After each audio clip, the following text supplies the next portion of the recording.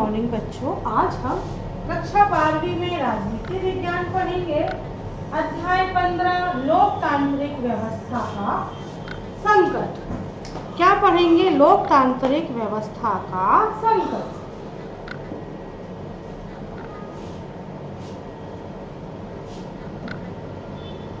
पढ़ेंगे सबसे पहले आपातकाल की पृष्ठभूमि। तो सन 1967 के बाद भारतीय राजनीति में बहुत परिवर्तन आए और उस परिवर्तन के दौरान इंदिरा गांधी एक मजबूत नेता के रूप में उभरकर सामने आई और उनकी लोकप्रियता उस समय पर अपने चरम पर थी। इस दौर में कब 1967 के बाद के दौर में दलगत प्रतिस्पर्धा, दलगत राजनीति की प्रतिस्पर्धा बहुत ज्यादा बढ़ गई थी और इससे ध्रुवीकरण भी बहुत हो गया था। इस समय न्यायपालिका और सरकार के आपसी रिश्तों में भी बहुत तनाव आ गए। सर्वोच्च न्यायालय के सरकार की कई पहलकदमियों और संविधान के विरुद्ध माना गया। कांग्रेस पार्टी का मानना था कि अदालत का यह रवैया लोकतंत्र के सिद्धांतों और संसद की सर्वोच्चता के विरुद्ध है। सरकारी प्राधिकार को निजी प्राधिकार मानकर इस्तेमाल किया गया और राजनीतिक हद से ज्यादा व्यक्तिगत होती जा रही थी। कांग्रेस की टूट से इंदिरा गांधी और उनके विरोधियों के बीच मतभेद भी हो गए थे। अब है गुजरात और बिहार के आंदोलन। गुजरात और बिहार के आंदोलन के पहले सन 1971 के चुनाव में कांग्रेस ने गरीबी हटाओ का नारा दिया था, जो 1971-72 के सालों में भी सामाजिक आर्थिक दशा में खास सुधार जिसके कारण नहीं हो पाया था। अब है गुजरात और बिहार के आंदोलन। गुजरात और बिहार दोनों राज्यों में कांग्रेस की सरकार थी। दोनों राज्यों में गुजरात और बिहार कांग्रेस की सरकार थी और सन 1974 जनवरी 1974 माह में गुजरात के छात्रों ने खाद्यान्न, खाद्य तेल और अन्य आवश्यक वस्तुओं की बढ़ती कीमतों तथा उच्च पदों पर जारी भ्रष्टाचार के खिलाफ आंदोलन छेड़ दिया था। क्या किया था? भ्रष्टाचार के खिलाफ गुजरात के छात्रों ने आंदोलन छेड़ दिया था। छात्र आंदोलन में बड़ी राजनीतिक पार्टियां भी शरीक हो गई थी और इस आंदोलन ने बहुत अधिक विकराल रूप धारण कर लिया था। 1974 के मार्च माह में बढ़ती हुई कीमतों, खाद्यान्न के अभाव, बेरोजगारी, भ्रष्टाचार के खिलाफ बिहार के छात्रों ने भी क्या किया था? आंदोलन किया और आंदोलन के क्रम में उन्होंने जयप्रकाश नारायण को बुलावा भेजा। जेपी जयप्रकाश नारायण तब सक्रिय राजनीति छोड़ चुके थे और सामाजिक कार्यों में लग गए थे, पर उन्होंने छात्रों के इस निमंत्रण को स्वीकार किया और आंदोलन की अगुवाई करी। आंदोलन हिंसक रहेगा, अहिंसक रहेगा, हिंसा नहीं रहेगी आंदोलन में और बिहार तक ही यह आंदोलन सीमित नहीं रहेगा। इस प्रकार छात्र आंदोलन ने एक राजनीतिक चरित्र ग्रहण किया और उसके भीतर राष्ट्रव्यापी अपील की गई कि जीवन के हर क्षेत्र के लोग अब आंदोलन से आज जुड़े थे। आंदोलन का प्रभाव राष्ट्रीय राजनीति पर भी पड़ना शुरू हो गया था। अब है नौकरशाही, प्रतिबद्ध या वचनबद्ध नौकरशाही।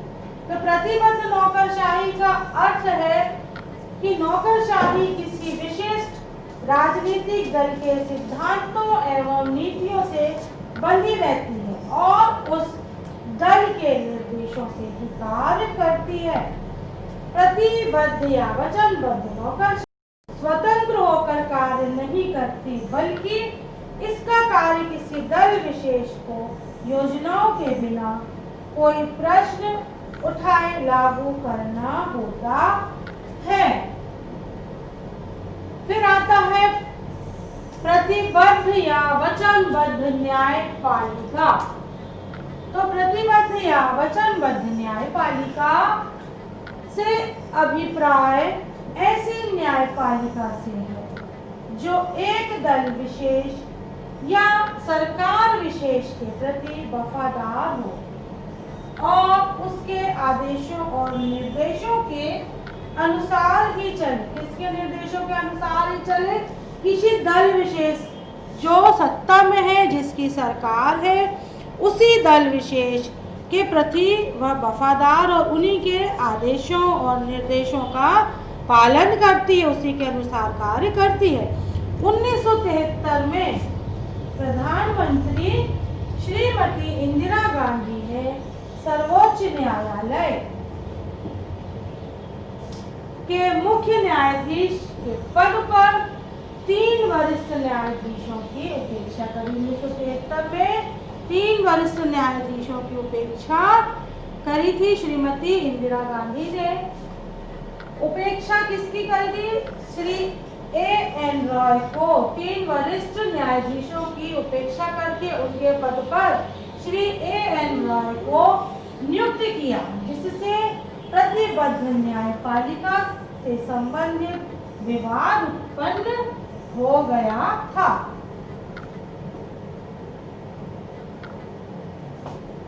अब यहाँ पर बच्चों कुछ प्रश्न उत्तर है आपकी एनसीईआरटी बुक से संबंधित।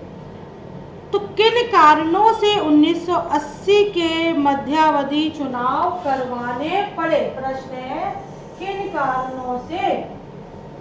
उत्तर है क्योंकि जनता पार्टी मूलतः इंदिरा गांधी के मनमाने शासन के विरुद्ध विभिन्न पार्टियों का गठबंधन था, इसलिए शीघ्र ही जनता पार्टी बिखर गई और मोरारजी देसाई के नेतृत्व वाली सरकार ने 18 माह में ही अपना बहुमत खो दिया था। 18 माह में ही अपना बहुमत खो दिया था। कांग्रेस पार्टी के समर्थन में दूसरी सरकार चरण सिंह के नेतृत्व में बनी, लेकिन बाद में कांग्रेस पार्टी ने समर्थन वापस लेने का फैसला कर लिया। इस वजह से चरण सिंह की सरकार मात्र 4 महीने तक ही सत्ता में रही और 1980 की लोकसभा के लिए नए सिरे से मध्यावधि चुनाव करवाने पड़े। फिर है प्रश्न, जनता पार्टी ने 1977 में शाह आयोग क्यों नियुक्त किया गया था और इस आयोग की नियुक्ति क्यों की गई थी और क्या निष्कर्ष थे?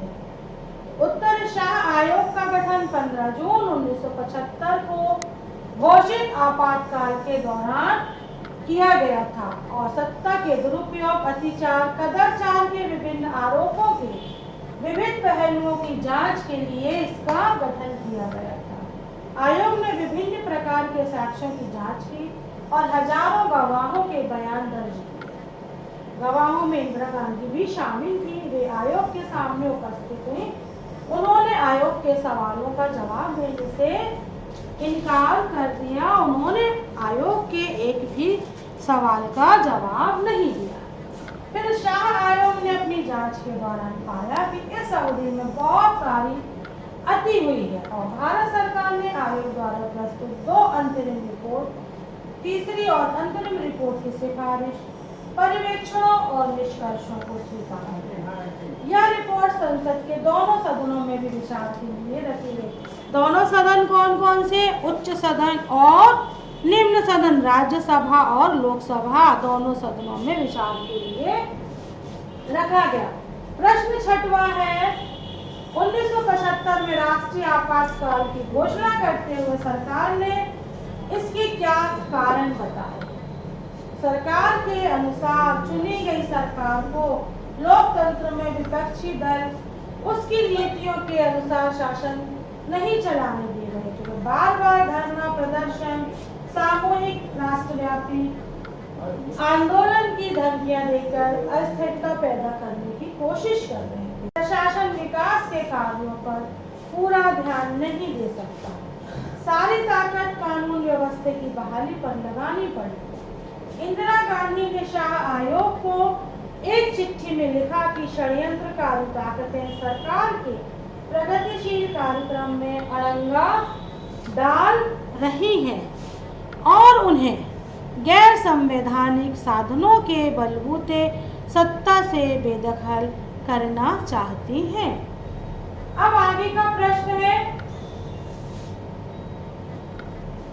कि सन 1977 के चुनाव के बाद पहली बार केंद्र में विपक्षी दल की सरकार बनी, तो ऐसा किन कारणों से हुआ? पहला, 1977 चुनावों के पश्चात आपातकाल के कारण विपक्षी पार्टियां एकजुट हो गई और उन्होंने जनता पार्टी के नाम से एक नया दल बनाया। जनता पार्टी का नेतृत्व जयप्रकाश नारायण को दिया गया। जयप्रकाश नारायण उस समय एक लोकप्रिय नेता थे। कांग्रेस के कुछ नेता जो आपातकाल के विरुद्ध थे, जनता पार्टी में सम्मिलित हो गए। जगजीवन राम ने कांग्रेस से निकलकर कांग्रेस फॉर डेमोक्रेसी नामक दल का निर्माण किया और बाद में यह पार्टी भी जनता पार्टी में शामिल हो गई। जनता पार्टी ने आपातकाल को मुद्दा बनाकर चुनावों को उस पर जनमत संग्रह का रूप दिया और आपातकाल की ज्यादतियों पर बल दिया। ऐसी परिस्थितियों में जनता पार्टी के निर्माण से गैर कांग्रेसी वोट एक ही पार्टी को पड़े या वोट पहले चुनावों में बढ़ जाते थे। जनता भी आपातकाल की ज्यादतियों से, अत्याचारों से तंग थी। परिणाम स्वरूप कांग्रेस की हार और जनता पार्टी की विजय हुई और उसकी अंत में जनता पार्टी की सरकार बनी। अब है हमारी राज्य व्यवस्था में निम्नलिखित पक्ष पर आपातकाल का क्या असर हुआ? नागरिक अधिकारों की दशा और नागरिकों पर इसका असर। नागरिक आपातकालीन प्रावधानों के अंतर्गत नागरिकों के विभिन्न मौलिक अधिकार निष्प्रभावी हो गए। उनके पास अब एक भी अधिकार नहीं रह गया था। मौलिक अधिकारों की बहाली, अदालतों का दरवाजा खटखटाया। सरकार ने निवारक नजरबंदी का बड़े पैमाने पर इस्तेमाल किया। इस प्रावधान के अंतर्गत लोगों को इसलिए गिरफ्तार नहीं किया जाता था कि उन्होंने कोई अपराध तो किया नहीं था, बल्कि इसके विपरीत इस प्रावधान के अंतर्गत इस आकांक्षा से गिरफ्तार किया जाता था कि वे कोई अपराध कर सकते हैं। सरकार ने आपातकाल के दौरान निवारक नजरबंदी अधिनियमों का प्रयोग करके बड़े पैमाने पर गिरफ्तारियां की। जिन राजनीतिक कार्यकर्ताओं को गिरफ्तार किया गया वे बंदी प्रत्यक्षीकरण याचिका का सहारा लेकर अपनी गिरफ्तारी को चुनौती नहीं दे सकते थे। फिर ये दूसरा, कार्यपालिका और न्यायपालिका में संबंध। आपातकाल के बाद कार्यपालिका न्यायपालिका के बीच गंभीर मतभेद उत्पन्न हो गए। इंदिरा गांधी ने कार्यपालिका या संसद की सर्वोच्चता का हवाले देते हुए कई संविधान संशोधन की योजनाएं बनाई। इनमें से अधिकांश को उच्चतम न्यायालय ने निष्फल कर दिया। जनसंचार माध्यमों में कामकाज, प्रेस सेंसरशिप हुई, जिससे प्रेस की स्वतंत्रता को पाबंद कर दिया। अखबारों में कोई खबर छपने से पहले सरकार की अनुमति लेनी पड़ी। विरोध प्रदर्शन और हड़तालों पर पाबंदी लगा दी गई। बहुत सारे मौलिक अधिकारों को स्थगित कर दिया गया, जिससे मौलिक अधिकारों की बहाली के लिए अदालत में जाने का अधिकार भी शामिल था। पद्म भूषण से सम्मानित कन्नड़ लेखक शिवराम कारंत और पद्मश्री से सम्मानित लेखक फणीश्वर नाथ रेणु लोकतंत्र के दमन के विरोध अपनी अपनी पदवी दोनों ने सरकार को लौटा दी। बच्चों, अब है प्रश्न, भारत की दलीय प्रणाली आपात क्या असर हुआ? सत्ताधारी पार्टी के बहुमत मिलने की वजह से नेतृत्व में लोकतांत्रिक क्रियान्वयन को चुनौती देने की हिम्मत थी। कानून व लोकतांत्रिक व्यवस्था को बनाए रखने की वजह से संविधान निर्माताओं ने सरकार को आपातकाल के दौरान अधिक शक्ति दी। संसद पर आधारित लोकतंत्र लोगों के सहयोग पर आधारित लोकतंत्र के बीच मतभेद शुरू हो गया। यह सब दलीय व्यवस्था की अक्षमता के कारण था, जो लोगों की आशाओं पर खरी नहीं उतरी। पहली बार विपक्षी पार्टियां नई जनता पार्टी के नाम से कांग्रेस वोटों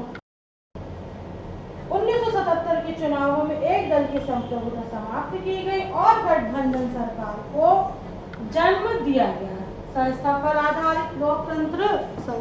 आधारित लोकतंत्र और लोगों के सहयोग पर आधारित लोकतंत्र के बीच मतभेद उत्पन्न होने लगे। सत्ताधारी पार्टी को बहुमत मिलने की वजह से लोकतांत्रिक क्रियान्वयन को भी चुनौती देने की हिम्मत नहीं थी। पहली बार विपक्षी पार्टियां नई पार्टी जनता पार्टी के नाम से गैर कांग्रेस वोटों को भी न बांटने के उद्देश्य से आई थी। बच्चों, ये प्रश्नोत्तर और ये यहीं पर समाप्त होता है। तो आप इनको अपनी किताब के माध्यम से और वीडियो के माध्यम से अपनी कॉपी पे लिखेंगे, याद करेंगे, क्योंकि आपको एग्ज़ाम देनी है। तो आप अच्छी मेहनत करके इसको पढ़िए और याद करें।